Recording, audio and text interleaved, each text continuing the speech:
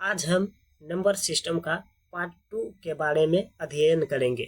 सबसे पहले पार्ट 2 में हम स्थानीय मान और जातीय मान के बारे में जानेंगे, जो कि रेलवे, एसएससी, बिहार पुलिस, इन सभी एग्जामों में अक्सर पूछे जाते हैं। सबसे पहले ये जो संख्या है, इसमें क्या बोल रहा है? संख्या इतना में निम्न अंकों के स्थानीय मान ज्ञात कीजिए। इसका स्थानीय मान ये क्या बोल रहा है कि 8 जो है, 8 किस स्थान पे है? इकाई, दाई, सैकड़ा, ये 800 पे है। सैकड़ा मतलब 8 का अगर पूछेगा तो किस स्थान पे है? सैकड़ा स्थान पे है। 800 हो गया, ये हो गया मेरा स्थानीय मान। अगर 7 का पूछ लिया तो क्या हो गया?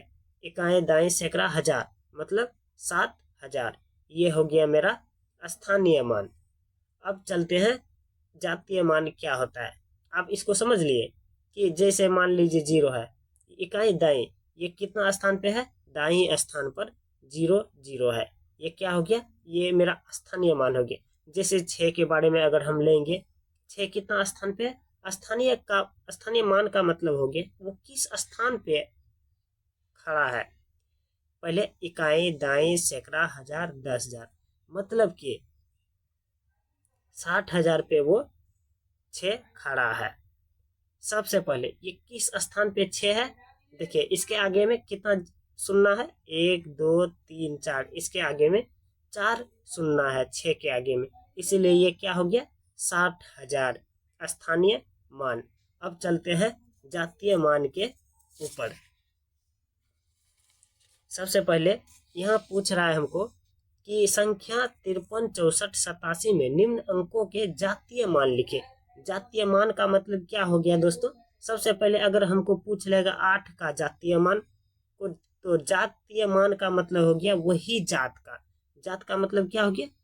जातीय मान, इसका मतलब हो गया जिस जगह पे वो है। इसका स्थानीय मान हमको नहीं पूछ रहा है, मतलब जातीय मान पूछ रहा है। तो 8 का जातीय मान क्या हो गया? 8 हो गया।